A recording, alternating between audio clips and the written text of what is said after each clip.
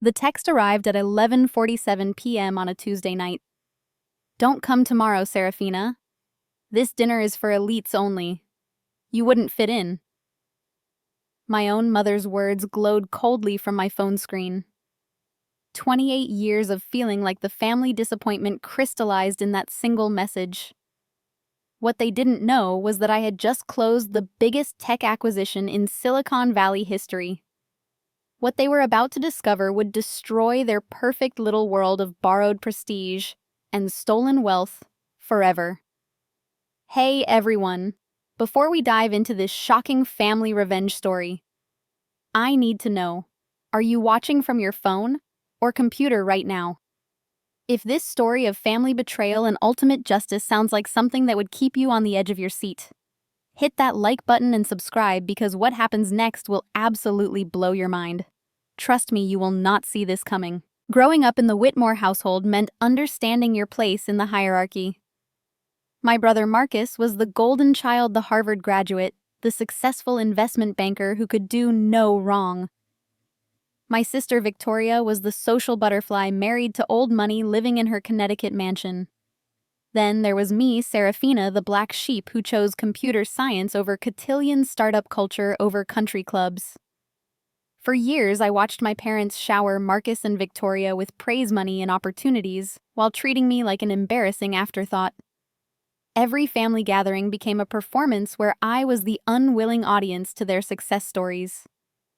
Marcus would regale everyone with tales of his latest corporate victories, while Victoria would flutter around in designer dresses talking about charity galas and exclusive events. But that Tuesday night text was different. It wasn't just another casual dismissal. They were hosting a dinner for potential investors in Marcus's new hedge fund, and apparently my presence would somehow contaminate their sophisticated atmosphere. The irony was so thick, I could taste it. What my family didn't know was that I had spent the last 6 years building something extraordinary. While they were playing dress-up in borrowed luxury, I was creating real value.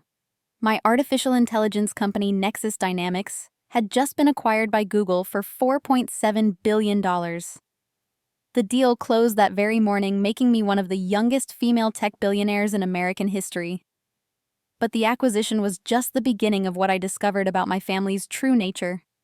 During the due diligence process, my lawyers had run comprehensive background checks on everyone in my immediate circle.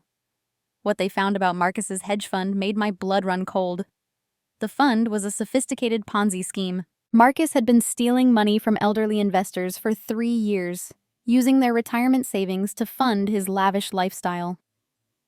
The Ferrari, the penthouse apartment, the expensive vacations he constantly bragged about, all paid for with stolen money from people who trusted him with their life savings. Victoria's situation was equally damning. Her husband's old money was actually new debt. They were leveraged to the hilt using credit and loans to maintain their facade of wealth. But worse than the financial deception was what I discovered about her role in Marcus's scheme. She had been recruiting her wealthy friends and their parents as investors, knowing full well that their money would disappear into her brother's pocket. My parents weren't innocent bystanders either. They had been receiving monthly payments from Marcus's fund money they claimed came from his success, but was actually stolen from his victims. They had renovated their house, bought luxury cars, and funded their elite social lifestyle, using money taken from retirees and pension funds. The evidence was overwhelming. Bank records, wire transfers, forged documents, false statements to regulators. Everything was meticulously documented. My family had built their entire social status on a foundation of fraud and theft, and they had the audacity to call me unsuitable for their company.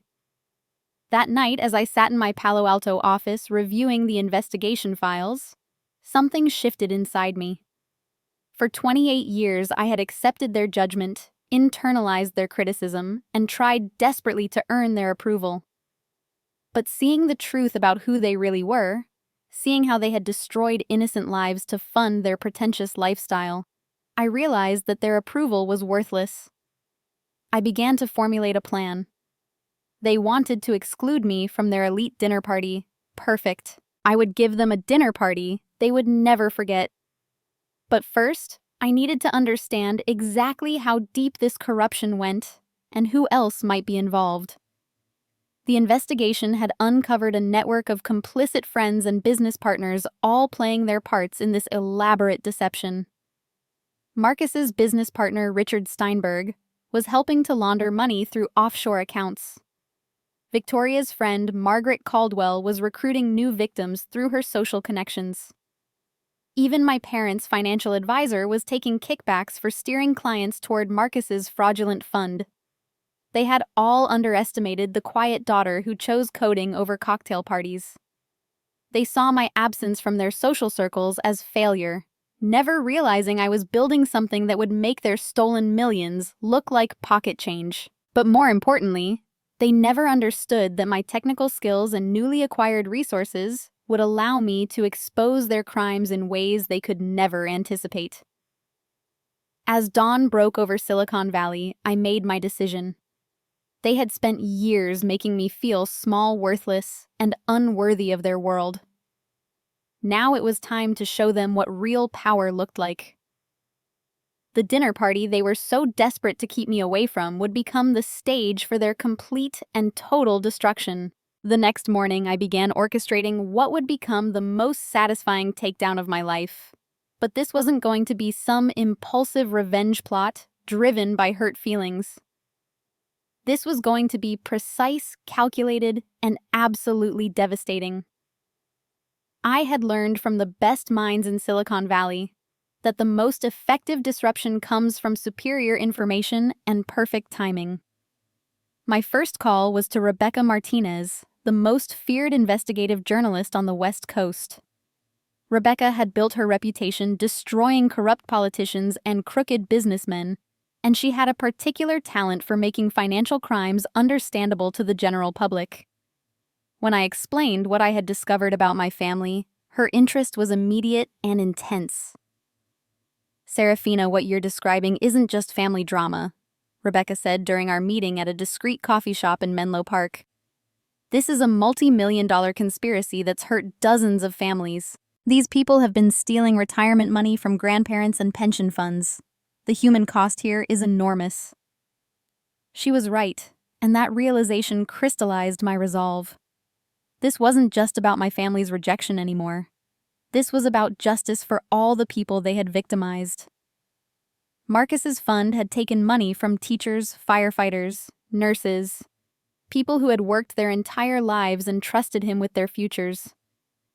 Some of his victims had lost everything and were now working minimum wage jobs in their 70s just to survive. Rebecca and I developed a comprehensive exposure plan. She would write a detailed investigative piece for publication, but we needed to coordinate it with law enforcement action to ensure maximum impact. I used my new connections in the venture capital world to arrange a meeting with federal prosecutors who specialized in white-collar crime. Assistant Attorney General David Park was fascinated by the case. "The evidence you've compiled is extraordinary," he said, reviewing the documents my lawyers had gathered.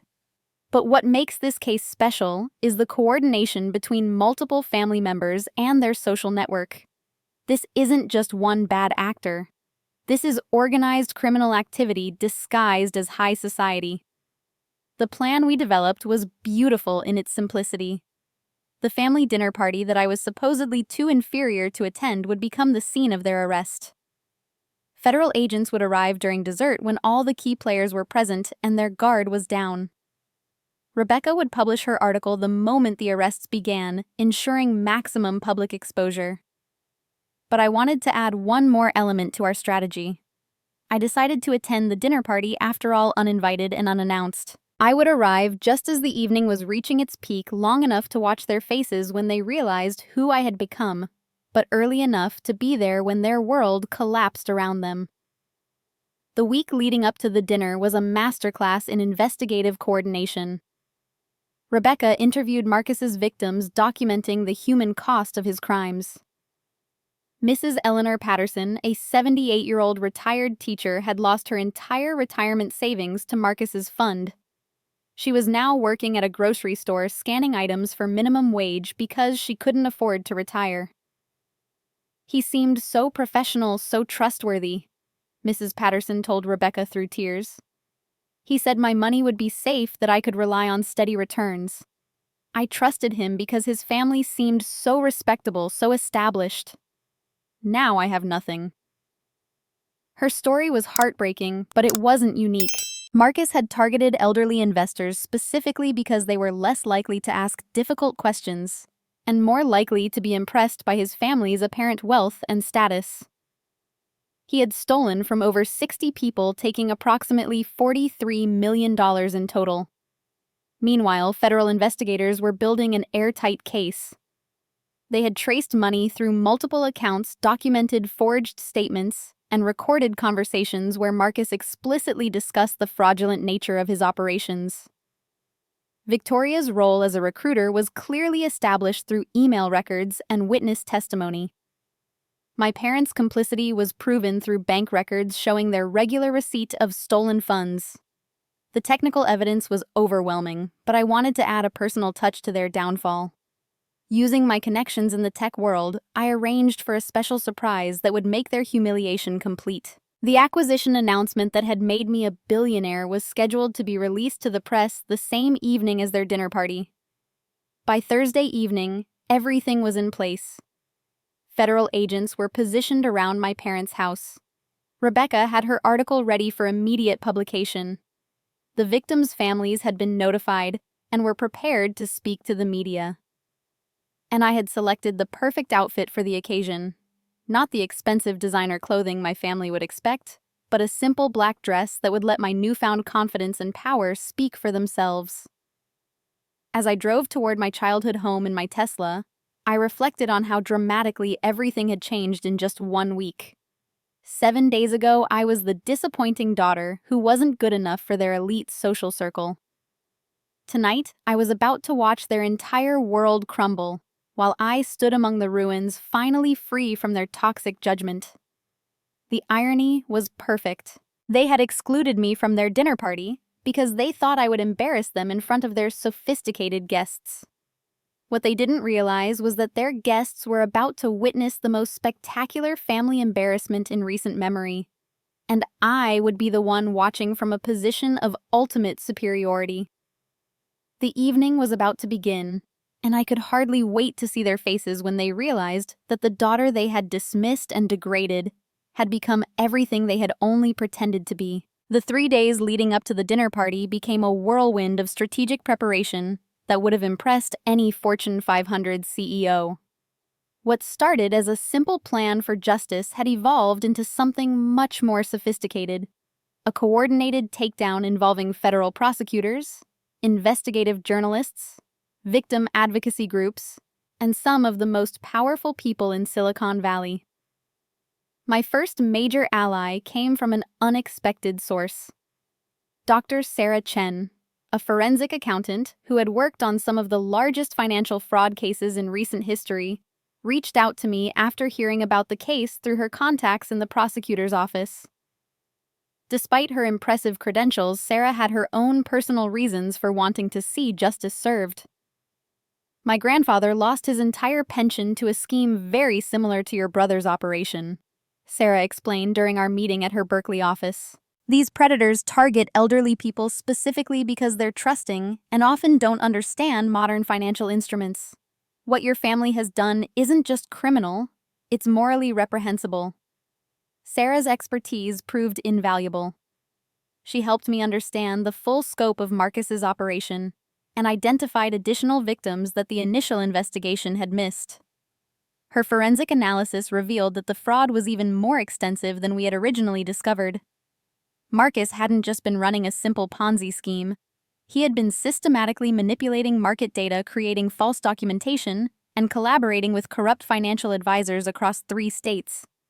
But Sarah brought more than just technical expertise to our alliance. She connected me with a network of other professionals who had been fighting financial fraud for years. Through her, I met Detective Lisa Rodriguez from the San Francisco Police Department's white-collar crime unit, who had been tracking suspicious activity in Marcus's social circle for months. "We've had our eye on your brother for a while," Detective Rodriguez admitted during a confidential meeting.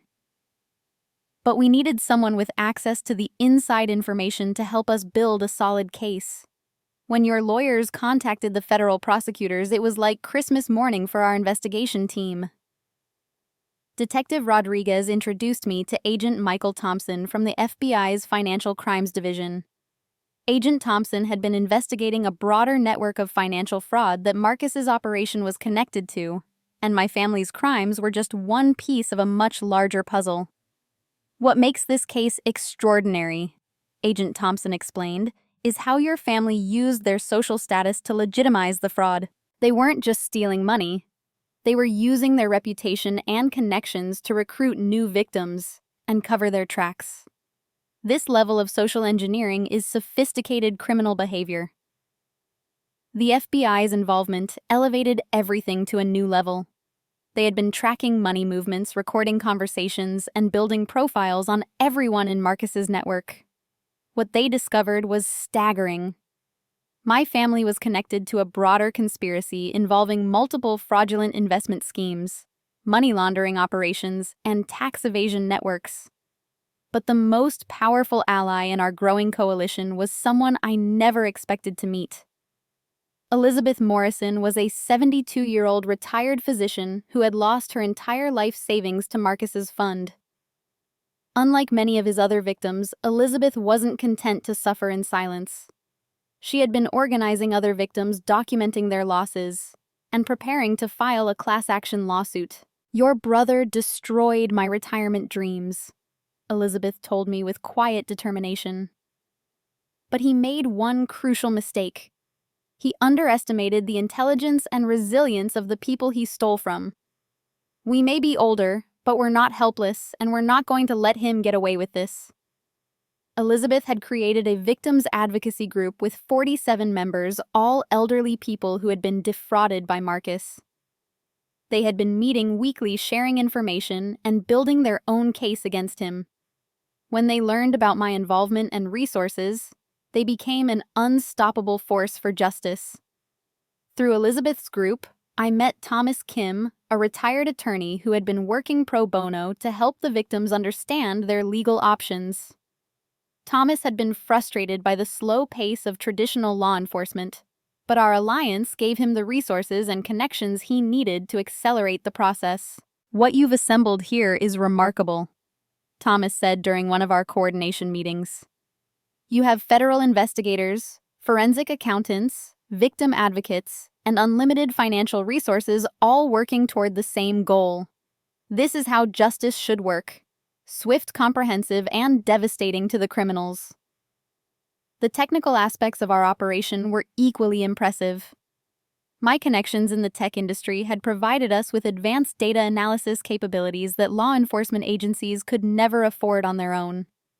We had traced money flows through dozens of accounts, identified patterns in Marcus's communication, and even recovered deleted emails that proved premeditation and conspiracy. My former colleagues from Google had volunteered their expertise to help analyze the digital evidence. They had developed algorithms that could identify suspicious transactions, trace cryptocurrency movements, and even predict which victims might be targeted next. It was like using artificial intelligence to fight financial crime, and the results were devastating to Marcus's operation. But perhaps the most satisfying aspect of our alliance was the psychological warfare element. Rebecca Martinez, the investigative journalist, had been conducting interviews with Marcus's victims and their families. These interviews weren't just for her article. They were creating a comprehensive record of the human cost of his crimes. When the victims' stories were compiled together, the impact was overwhelming. Marcus hadn't just stolen money. He had destroyed lives, broken families, and shattered the retirement dreams of people who had worked hard their entire lives. Some victims had been forced to move in with their children. Others were working minimum-wage jobs in their 70s. Several had suffered health problems due to the stress of losing their life savings. As the dinner party approached, our alliance had grown into something that felt almost military in its precision and coordination. We had federal agents, local police forensic accountants, investigative journalists, victim advocates, and some of the most sophisticated technical resources in Silicon Valley, all working together toward one goal: complete and total justice. The plan for the evening was flawless. I would arrive at the dinner party just as it reached its peak, long enough to watch my family enjoy their last moments of stolen luxury. Federal agents would arrive during dessert, when all the key conspirators were present. Rebecca's article would publish the moment arrests began. Elizabeth's victim advocacy group would be ready to speak to the media, and Thomas would be prepared to file civil suits the next morning. But what made this alliance truly special wasn't just its effectiveness. It was the sense of purpose that united everyone involved. We weren't just exposing criminals. We were fighting for justice for vulnerable people who had been targeted specifically because of their trust and generosity. We were proving that wealth and social status couldn't protect predators from the consequences of their actions. As I prepared for the dinner party that I had been deemed unworthy to attend, I felt a sense of power and purpose that I had never experienced before. My family had rejected me because they thought I was inferior to their stolen luxury and borrowed prestige. They were about to discover that I had built something infinitely more valuable: a coalition of people united by justice, integrity, and the determination to protect the innocent from predators like them. The evening was about to begin, and our alliance was ready to deliver the most devastating surprise of their lives. 2 hours before the dinner party, my phone rang with devastating news that would change everything. Detective Rodriguez's voice was tense and urgent when she delivered the blow that nearly destroyed our perfect plan. "Serafina, we have a problem. Agent Thompson has been feeding information to your brother. Marcus knows we're coming tonight." The words hit me like a physical punch. Agent Michael Thompson, the FBI investigator who had seemed so committed to justice, had been working for my family all along. For the past week, while we had been building our airtight case and coordinating our alliance, he had been reporting our every move back to Marcus. "How is that possible?" I asked, my voice barely above a whisper. "He showed us evidence, he helped us trace the money flows, he seemed completely committed to stopping them." "That's exactly how deep cover corruption works," Rebecca Martinez explained when I called her in panic. "Thompson has been taking payments from your brother's operation for months. He wasn't just protecting Marcus. He was actively helping him steal more money and cover his tracks."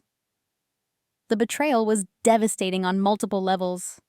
Thompson had access to every detail of our investigation, every piece of evidence we had gathered, every strategy we had planned. He knew about the victim advocacy group, the forensic accounting analysis, the planned arrests, and even my intention to attend the dinner party. Worse yet, he had been subtly sabotaging our investigation from the beginning. Sarah Chen, our forensic accountant, discovered the extent of Thompson's treachery when she reviewed the financial records he had provided. "Half of these documents are fabricated," she told me during an emergency meeting. "He's been giving us false information while helping Marcus move money offshore and destroy evidence. Everything we thought we knew about the scope of the fraud is wrong." The financial records Thompson had shown us were carefully edited versions that minimized the apparent damage. In reality, Marcus's fraud was far more extensive than we had realized. He had stolen over $80 million from more than 120 victims. The money had been moved through a complex network of offshore accounts that Thompson had helped establish. But the personal betrayal cut even deeper than the professional setback. Thompson had seemed genuinely outraged by the crimes against elderly victims. He had sat in meetings with Elizabeth Morrison and the other victims, looking them in the eye while expressing sympathy for their losses, all while secretly working for the man who had destroyed their lives. "The worst part is that he used our trust against us," Elizabeth said, her voice shaking with anger and disappointment. "We shared our most painful experiences with him, believing he would help us get justice. Instead, he was reporting back to Marcus about our emotional vulnerabilities and our financial desperation. Thompson's betrayal had given Marcus time to prepare for our attack. Security footage from around my parents' house showed suspicious activity throughout the week.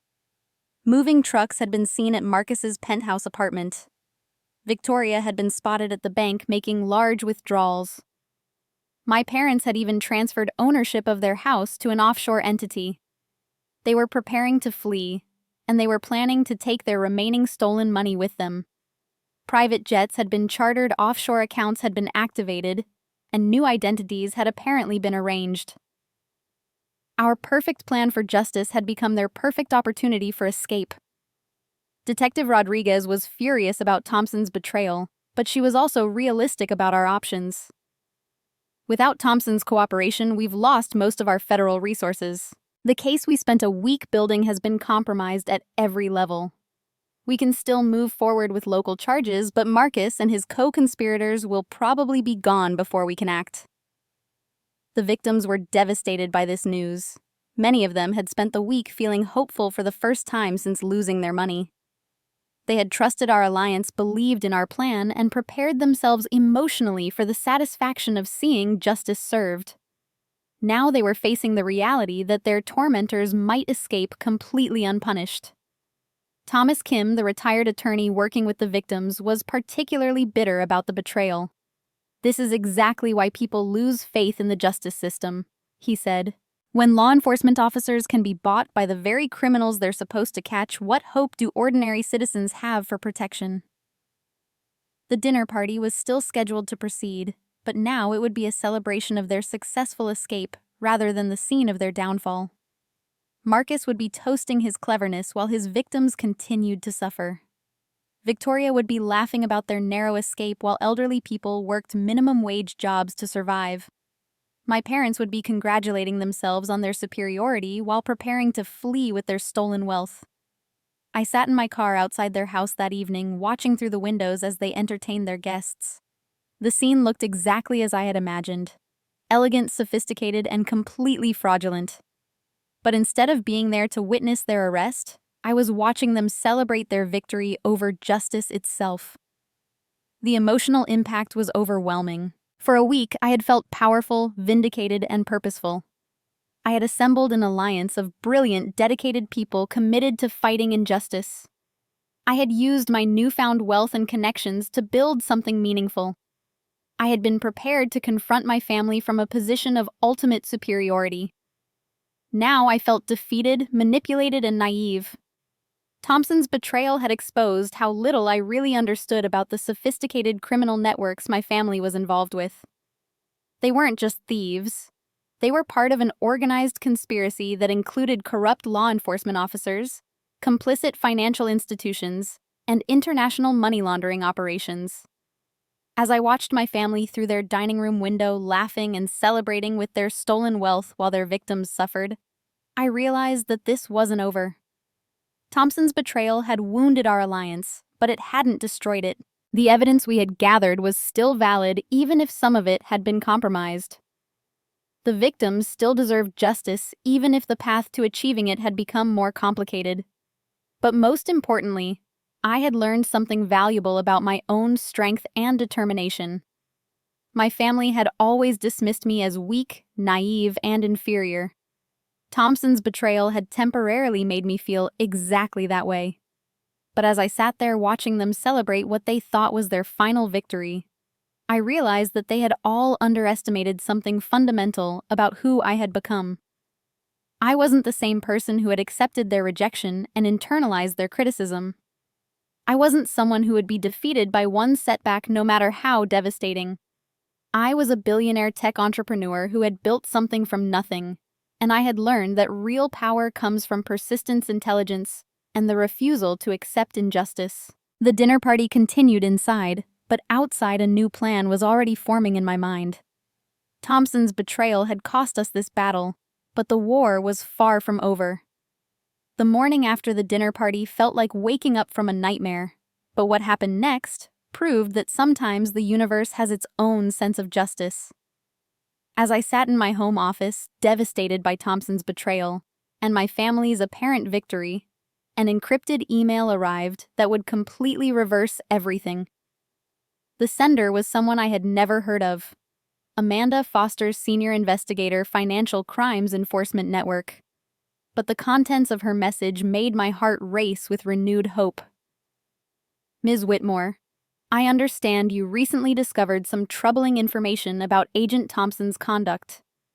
I have been conducting a parallel investigation into your family's activities for the past 8 months.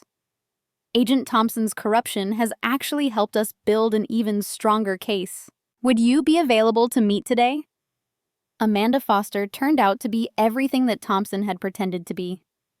She was a seasoned federal investigator who specialized in complex financial fraud cases involving corrupt law enforcement officers. Unbeknownst to any of us, she had been tracking Thompson's criminal activities for months, and our investigation had provided her with the final pieces of evidence she needed. Thompson's betrayal was actually a gift, Amanda explained during our meeting at a secure federal facility. By reporting your discoveries to Marcus, he created a detailed record of his own corruption. Every communication between them, every warning he provided, every piece of evidence he helped destroy, we have it all documented. The revelation was stunning. While we had been building our case against Marcus, Amanda had been building a much larger case against the entire criminal network, including Thompson himself. Our failed investigation had actually been the catalyst that allowed federal authorities to expose a conspiracy far more extensive than any of us had imagined. Amanda's investigation revealed the true scope of the corruption. Thompson wasn't just taking bribes from Marcus. He was part of an organized network of corrupt federal agents who had been protecting wealthy financial criminals for years. They had been taking payments to sabotage investigations, destroy evidence, and help criminals escape prosecution. But the most shocking revelation was about my family's role in this broader conspiracy. Marcus wasn't just running a simple Ponzi scheme. He was laundering money for other criminal organizations. Victoria wasn't just recruiting wealthy friends as investors. She was helping to identify new targets for the entire criminal network. My parents weren't just receiving stolen money. They were actively participating in multiple fraud operations. Your family has been involved in organized criminal activity for over 5 years, Amanda explained, showing me evidence that made my earlier discoveries look trivial. They've stolen over $200 million from hundreds of victims across multiple states. The dinner party you attended last night wasn't a celebration of their escape. It was a meeting of co-conspirators planning their next operations. The evidence Amanda showed me was overwhelming. Recorded conversations where my family discussed targeting specific groups of elderly victims. Financial records showing money flowing between multiple fraudulent operations. Travel records proving their participation in international money laundering schemes. Video surveillance of meetings with known organized crime figures. But Amanda's most devastating revelation was about Thompson's role in protecting them. He had been sabotaging investigations into financial crimes for years, not just to help my family, but to protect an entire network of wealthy criminals who were paying for his services. Our investigation had inadvertently exposed the largest law enforcement corruption scandal in recent federal history. The reason Thompson betrayed your alliance so completely, Amanda continued, is because your investigation was threatening to expose not just your family's crimes, but the entire corrupt network he was part of. He wasn't just protecting Marcus. He was protecting dozens of criminals and several corrupt federal agents. This explanation transformed my understanding of everything that had happened. Thompson's betrayal wasn't just about greed or corruption. It was about survival. Our investigation had inadvertently threatened a criminal conspiracy that included federal agents, wealthy business people, and organized crime figures. Thompson had to destroy our case to protect himself and his co-conspirators. But his desperation had led to mistakes that gave Amanda everything she needed to destroy the entire network. By communicating so extensively with Marcus about our investigation, Thompson had created a digital trail that proved his corruption beyond any doubt. By helping Marcus prepare for our planned arrests, he had documented his own criminal activity in real time. Every text message, every phone call, every meeting Thompson had with your family in response to your investigation has been monitored and recorded, Amanda said with satisfaction. He thought he was sabotaging your case, but he was actually building our case against him. The new evidence Amanda shared was so extensive that it required a complete revision of our understanding of the situation. Marcus hadn't just stolen money from elderly individuals. He had been systematically targeting retirement communities, pension funds, and charitable organizations. Victoria hadn't just been recruiting friends. She had been running sophisticated social engineering operations to identify and exploit vulnerable victims. But Amanda's investigation had revealed something even more important: the locations of the stolen money and the identities of additional victims who had never been identified in our original investigation. While my family thought they had successfully moved their money offshore, federal authorities had been tracking every transaction and freezing accounts around the world. "Your family thinks they've escaped," Amanda said with a slight smile. "They spent last night celebrating their victory over your investigation. But they have no idea that we've already frozen their offshore accounts, identified their escape routes, and coordinated with international authorities to prevent their flight." The plan Amanda outlined was far more sophisticated than anything our original alliance had conceived. Instead of a single dramatic arrest at a dinner party, she had orchestrated a coordinated international operation that would simultaneously arrest corrupt agents, freeze criminal assets, and rescue stolen money from around the world. But the most satisfying aspect of Amanda's plan was how it incorporated all the work our original alliance had done. Elizabeth Morrison's victim advocacy group would still play a crucial role in documenting the human cost of the crimes. Rebecca Martinez's investigative journalism would still expose the full scope of the corruption. Sarah's forensic accounting work would still be essential for recovering stolen assets. "Your alliance wasn't defeated by Thompson's betrayal," Amanda explained. "It was actually the catalyst that allowed us to build a case so comprehensive that escape will be impossible.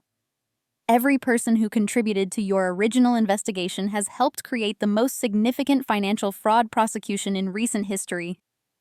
The emotional impact of this revelation was overwhelming. For 24 hours, I had felt defeated, naive, and powerless. I had watched my family celebrate their apparent victory while feeling like I had failed everyone who trusted me. But Amanda's investigation proved that sometimes justice operates on a larger timeline than we can see. My family had spent their entire lives building their criminal empire, corrupting law enforcement, and exploiting vulnerable people. They thought their wealth connections and criminal sophistication made them untouchable. But their arrogance had led them to underestimate the one thing that could destroy them: the determination of people who refuse to accept injustice. As Amanda outlined the final phases of the operation that would begin within hours, I realized that this had never really been about my family's rejection or my need for vindication. This was about something much larger: proving that no amount of wealth status or corruption can ultimately protect predators from the consequences of their actions. The dinner party where I had been deemed unworthy to appear was about to become the scene of the most spectacular criminal takedown in recent memory. And this time, there would be no escape. At exactly 6:37 a.m. on Friday morning, the coordinated operation that Amanda Foster had orchestrated began with simultaneous raids across 3 states. I watched from a federal surveillance van as agents surrounded my parents' house, Marcus's penthouse, and Victoria's Connecticut mansion. The precision was breathtaking, and the justice was absolute. The arrest of Agent Thompson came first at his own home while he was preparing for what he thought would be a normal day of continuing his corruption. The recording of his phone call to Marcus warning him about our investigation played over federal radio channels as agents handcuffed him. His face showed complete shock. He had genuinely believed he had successfully sabotaged our case and protected his criminal network. Marcus was arrested as he was loading suitcases into a private car, clearly preparing to flee to his chartered jet. The offshore accounts he thought were safely hidden had already been frozen. The new identity documents he had obtained were useless. The criminal network he had relied on for protection was being systematically destroyed by federal agents acting on Amanda's intelligence. Victoria's arrest was perhaps the most satisfying to witness. She was taken into custody at her country club in front of the same wealthy friends she had recruited as victims for Marcus's schemes. The social humiliation was immediate and complete. The woman who had spent her life obsessing over social status was arrested in front of her entire social circle. My parents were arrested in their own driveway, still wearing the elegant clothes from their exclusive dinner party. The house they had renovated with stolen money was being seized. The luxury cars they had bought with fraudulent funds were being impounded. The elite lifestyle they had built on the backs of their victims was crumbling in real time. But the most powerful moment came when Elizabeth Morrison and the other victims arrived at the scene. Amanda had coordinated with the victim advocacy group to ensure they could witness the arrests and speak to the media about their experiences. Watching these elderly people who had suffered so much because of my family's greed finally see justice being served was profoundly moving. For 2 years, I thought I would never see justice, Elizabeth said to the news cameras. I thought these people were too wealthy and connected to ever face consequences for what they did to us. But today proves that justice can prevail even against the most sophisticated criminals. The media response was immediate and overwhelming.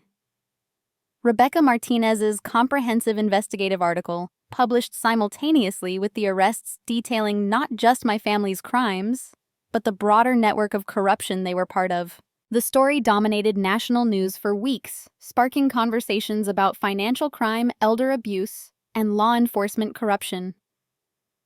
The financial recovery was equally impressive. Amanda's investigation had traced stolen money through dozens of accounts, and federal authorities were able to recover over 90% of the funds that had been stolen.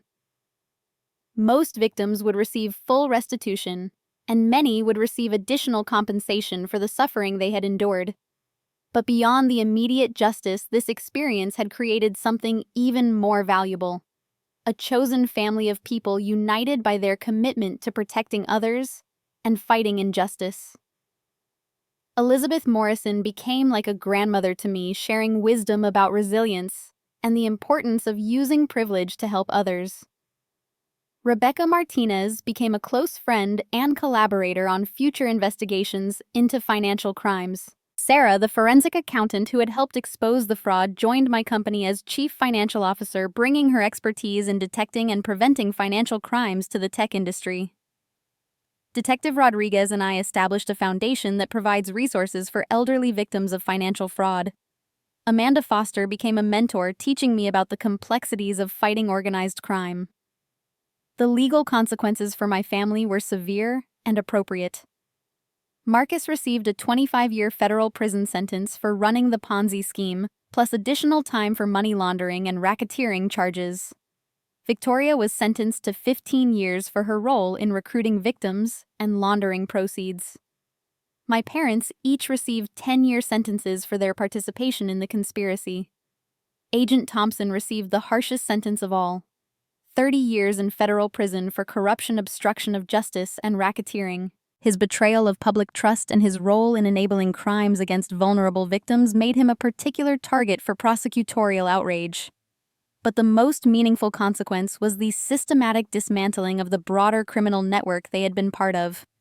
Amanda's investigation led to the arrest of 17 other people, including several corrupt federal agents, multiple fraudulent financial advisors, and organized crime figures who had been protected by law enforcement corruption.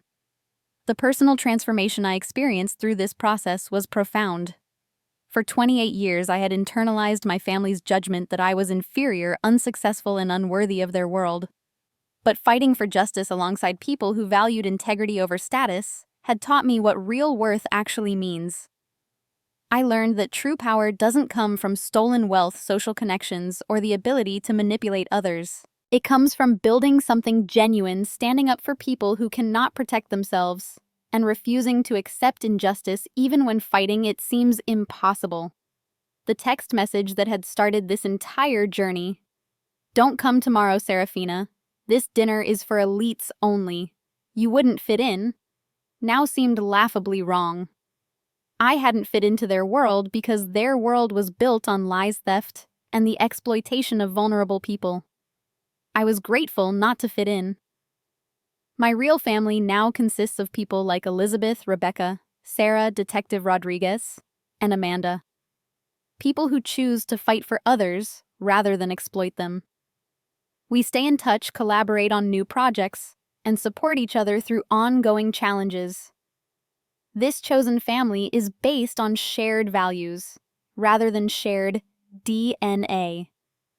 and it's infinitely stronger than the biological family that rejected me.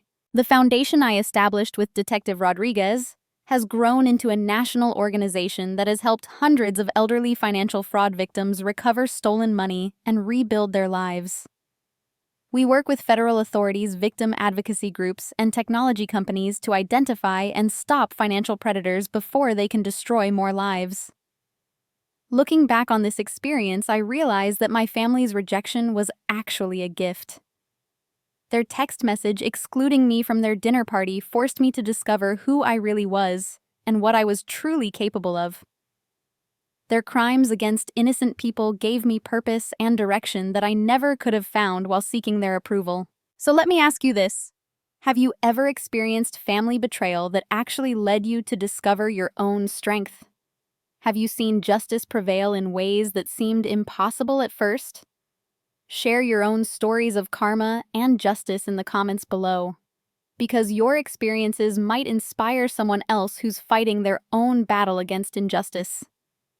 If this story of family revenge and ultimate justice resonated with you, please hit that like button and subscribe for more stories about standing up to toxic family members and fighting for what's right. Share this video with anyone who needs to hear that justice really can prevail, even against the most powerful and corrupt people. Thank you for joining me on this journey from family rejection to finding my true purpose. Remember that sometimes the people who dismiss and exclude us are doing us a favor by showing us exactly who we don't want to become. The most elite dinner party is one where everyone has integrity, compassion, and genuine respect for others. Stay strong, fight for justice, and never let anyone convince you that you're not worthy of respect and love. Until next time, keep believing that karma really does come for those who exploit and harm others.